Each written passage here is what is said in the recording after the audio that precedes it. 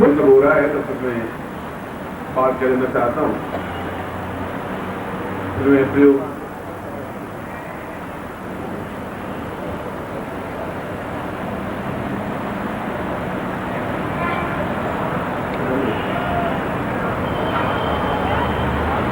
दीक्षोपदेर्वां भवनित्यपूर्वं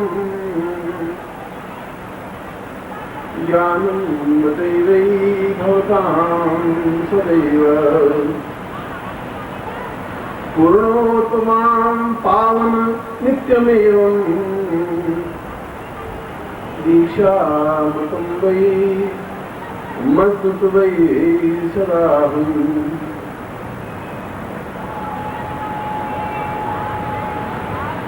दीक्षा के बारे में इस श्लोक माध्यम से ये बताया है कि जीवन के दो भाग हैं, एक बाह्य भाग है, एक आंतरिक भाग है। बाह्य भाग जो कुछ हम देख रहे हैं, त्वचा है, आंख है, नाक है, कान है, शरीर। आंतरिक भाग वह है जहां अध्यात्म है, जहां बौद्धिकता है, जहां काम है, क्रोध है, लोभ है, मोह है, अहंकार है, विशुद्धता है, पूर्णता है, सत्यता है, श्रेष्ठता है। और ये सारे विकार किसी मशीन से ठीक नहीं हो सकते, किसी चिंतन से भी ठीक नहीं हो सकते, और ये ठीक नहीं हो सकते तब तक हम पुरुष नहीं बन सकते, ये ठीक नहीं हो सकते तब तक हम ब्रह्मर्षि नहीं बन सकते, राजर्षि नहीं बन सकते, तेजस्वी नहीं बन सकते। और जैसा मैंने अभी इसमें बताया, अभी थोड़े दिन समय पहले बताया कि हम पुरुष भी नहीं बन सकते, पौरुषवान भी नहीं बन सकते। इसलिए आंतरिक भाग को पूर्णता देने की क्रिया का नाम दीक्षा है, पूर्णता की ओर बढ़ने का नाम दीक्षा है। और फिर त्रिवेणी का पावन तट हो, जहाँ गंगा है, यमुना है, सरस्वती है, जहाँ हजारों हजार ऋषियों में बैठ करके तपस्या की है, जहाँ की माटी अपने आप में चंदन की तरह है। कि प्रयोग पत्रिका में मैं जानता हूं नहीं लिखा है, कुछ प्रयोग लिखे हैं मैंने, कई प्रयोग नहीं भी लिखे, क्योंकि जब मैं बोलता हूं तो प्रवाह होता है और प्रवाह में बोलता रहता हूं, और बोलते बोलते माइंड में क्या क्लिक कर जाता है और क्या प्रयोग करने की बात माइंड में आ जाती है वो दे देता हूं। कई बार 5वीं क्लास के लड़के को एमए क्लास में बिठा देता हूं, पास कर देता हूं, क्योंकि उसमें यही ज्ञान है कि मतलब मुझे 5वीं क्लास की जो परीक्षा एमए में बिठा देना है, और उस समय पहले तो मैं 6ठी क्लास में बिठाऊंगा, 7वीं क्लास में बिठाऊंगा, ऐसा ज्ञान में नहीं हो सकता। स्कूल में हो सकता है, मास्टर 5वीं से 6ठी क्लास में बिठाएगा, गुरु नहीं बिठाएगा। गुरु तो आप घूम रहे 30 दिन आपको कुछ नहीं पढ़ाया, 30 दिन आपको कोई एक ज्ञान दे दिया, कोई मंत्र दे दिया, कोई चेतना दे दी, घंटी बजी और क्लास में बैठे, ऐसा गुरुत्व में नहीं हो सकता। उसमें ये सिस्टम नहीं चल सकता कि इसके बाद यही होगा। वह तो बोला और बोलने के साथ साथ एकदम याद आया कर याद शक्ति आए और आज उनको पौरुषत्व प्रदान करना चाहिए, दीक्षा देनी चाहिए। पर जिसने पत्रिका छापी और जिसने छापी उसमें उसको तो ये मालूम नहीं था कि पौरुषता होगी या ये दीक्षा होगी या ये प्रयोग होगा। इसलिए आप हमेशा अपने आप में समुद्ध रहे, तैयार रहें। किसी भी समय कोई भी प्रयोग संपन्न करवाया जा सकता है, उसमें गुरु और शिष्य में एक सिस्टमेटिक काम नहीं हो सकता। सिस्टमेटिक काम तो यूं हो सकता है कि मैं आपको बताऊं ऐसा होगा, ऐसा नहीं होगा, वो तो यहां मैं समझाऊंगा। प्रवचन करते समय मोतीलाल जी 5 मिनट के लिए खड़े हो बोलने के लिए 15-17 मिनट बोलते गए, 20 मिनट बोलते गए, उनको रो आया, बोलते गए। उसमें एडीसी एक रोक नहीं सकता कि आप 5 मिनट बोल सकते थे, 6 मिनट आपने लगा दिया, ज्यादा कर दिया, वो नहीं बोल सकते थे, दूसरों को बोल सकते थे। इसलिए जब मैं बोलूं तब जो बीच में भाव आएगा वैसे बोल दूंगा। पत्रिका में यदि लिखा है नहीं लिखा है वो एक सेकेंडरी चीज है। मैं आपको जो दे रहा हूं वो बिल्कुल 24% सोना है, खरा सोना है, ये गारंटी की बात है, उसमें कोई कमी नहीं है।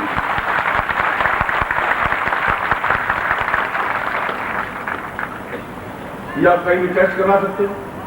यहाँ तो पंडितों से भरी हुई निकली है, पास में बनारस, उसमें एक भी न्यूनता हो आपके कोई मंत्र में, कोई शब्द में, कोई बात में, तो मैं दोषी हूं। क्योंकि मैं जो प्रदान कर रहा हूं अब बिल्कुल अपने आप में पूर्ण प्रामाणिक से कम प्रदान कर रहा हूं, उन लोगों को प्रदान कर रहा हूं जो अपने आप में इसके अधिकारी हैं या नहीं है। बस ये बात है कि वो मेरे पुत्र हैं, मेरे शिष्य हैं, इससे बड़ा अधिकार आपका है, इससे बड़ा अधिकार कुछ नहीं हो सकता। आया तो सोना दे दिया, चांदी दे दी, गहना दे दिया, रोटी दे दी, भोजन दे दिया, अच्छे कपड़े दे दिए, फटे हुए कपड़े दे दिए, वो तो मूड की बात है। इसलिए वो सिस्टमेटिक शादी का क्रम नहीं चल सकता। जो कुछ भी दिया जाए वो प्रामाणिकता के साथ दिया जाए, उसको गर्व हो सके, उसको एहसास हो सके कि मेरे पति हैं, अपने आप में श्रेष्ठ हैं, तेजस्वी हैं, ये गर्व हो सके। आपको गर्व हो सके मेरे गुरु हैं, अपने आप में तेजस्वी हैं, सैकड़ों लोग उनकी पूजा करते हैं, उनकी अभ्यर्थना करते हैं, अर्चना करते हैं, ये गर्व होना चाहिए। और यही गर्व मैं आपको प्रदान कर रहा हूं, ये श्रेष्ठ आपको प्रदान कर रहा हूं।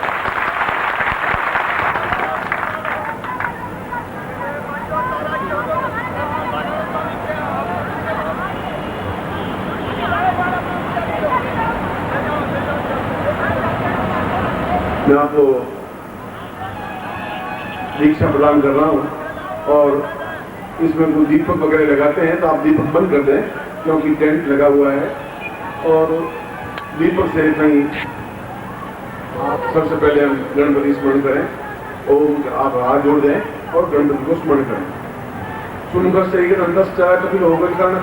लंबोदरस्तो विनाशो विनायक धूम्रकेतु विनायक शोभाल द्वादशेतान्नामानि अपरिच्छिन्नादि विद्यारंभे वायेत प्रवेशे त्रिमेधा संग्रामे संदेशैवा विघ्नस्य न जायते शुक्लांबरधरं देवं शशिवर्णं चतुर्भुजं प्रसन्नवदनं ध्याये सर्विनोपशान्तये लाभस्तेषां जयस्तेषां सुतस्तेषां पराजय येषां जीवश्यामो यस्तो विघ्नात्मा अपेक्षितार्थ सिद्ध्यर्थं पूजितोऽयं सुरासुरी सर्वविघ्न हरस्मै गणाधिपतये नमः।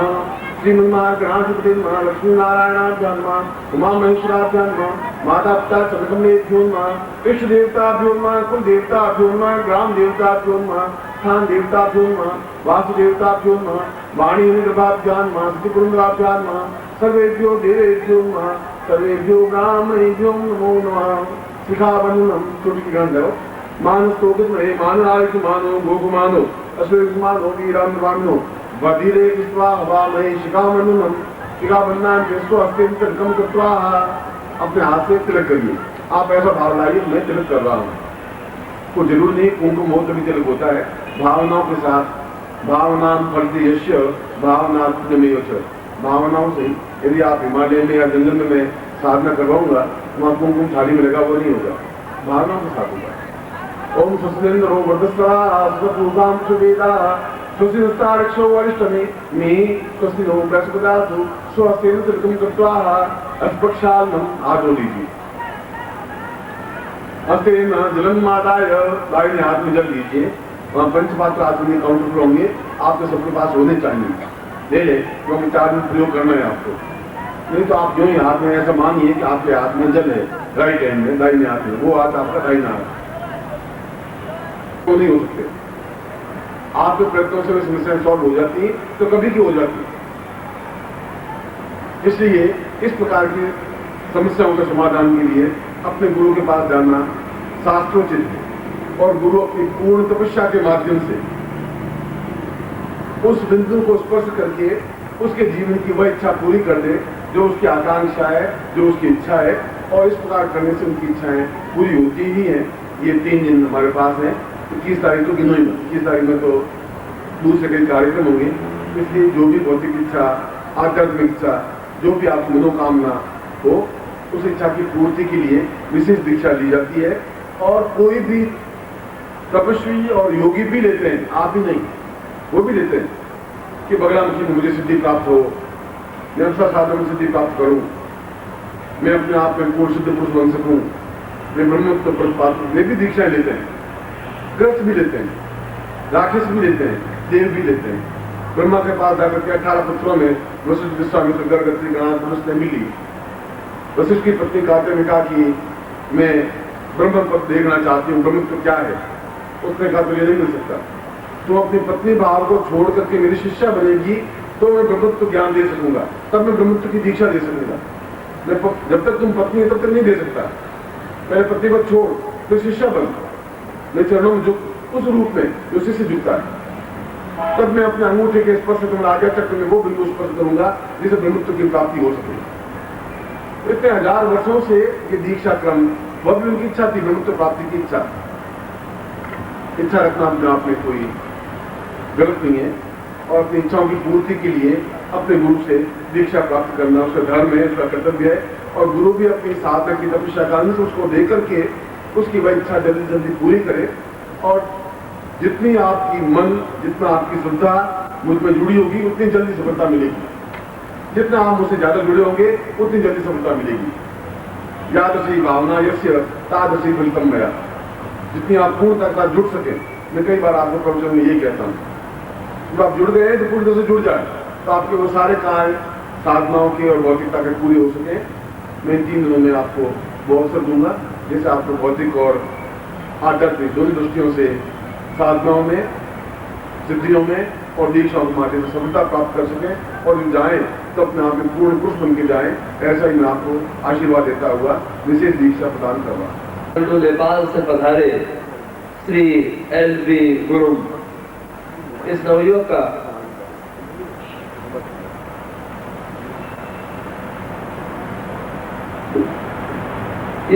का यह सौभाग्य है। श्री LV गुरु काठमांडू से आकर बहुत पूज्यपाद गुरुदेव जी के शरण में उपस्थित हैं।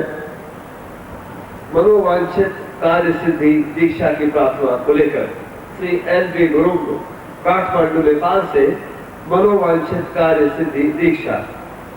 इसके नाम से ये स्पष्ट है कि लिखी कोई मनोकामना है और उस कार्य की सिद्धि के लिए यह इस प्रकार की शक्तिपात युक्त विशिष्ट दीक्षा प्राप्त कर रहे हैं श्री LV गुरु काठमांडू नेपाल।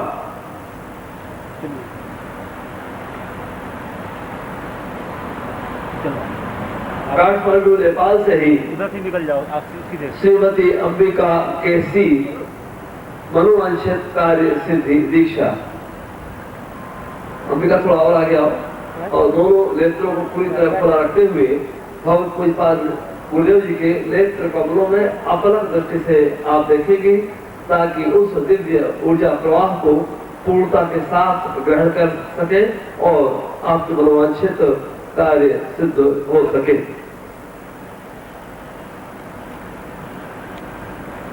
अंबिका के बाद अब यह नवयुवक जिसने आज समाज दीक्षा मिली है, चक्रवर्ती केसी काठमांडू नेपाल से मनोवांछित कार्य सिद्धि दीक्षा।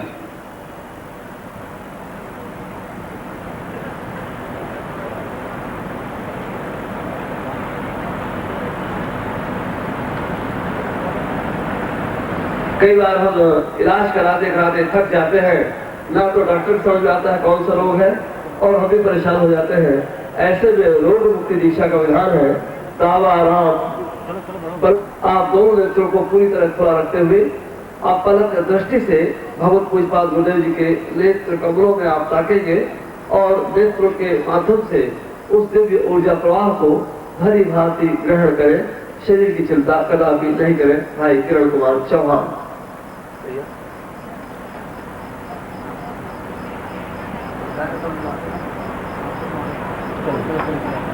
सोहन कुमार धार्मिक शांभवी दीक्षा, नागपुर महाराष्ट्र से आकर सोहन कुमार धार्मिक यह नवयुवक पूज्य गुरुदेव की शरण में है। चश्मा उतार दो और दोनों नेत्रों को भली भांति खुला रखकर परम पूज्य गुरुदेव जी के नेत्र कमरों में अपना दृष्टि से ताकोगे सोहन कुमार, और शरीर को ढीला छोड़ोगे।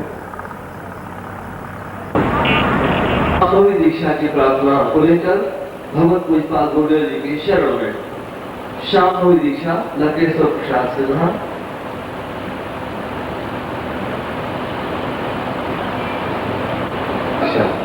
दो दीक्षाओं को एक साथ प्राप्त करने का सौभाग्य श्री मदन तिवारी बोकारो बिहार से आकर जीवन मार्ग दीक्षा एवं ज्ञान दीक्षा।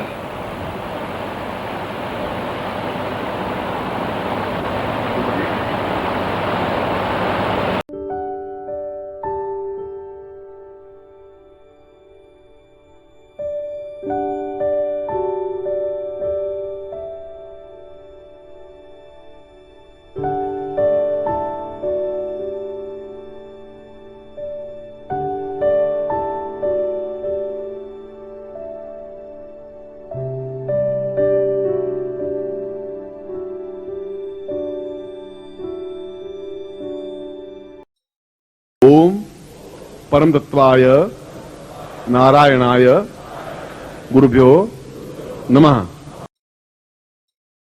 ओम ह्रीं मम प्राण देह रोम प्रतिरोम चैतन्य जाग्रय ह्रीं ओम नमः।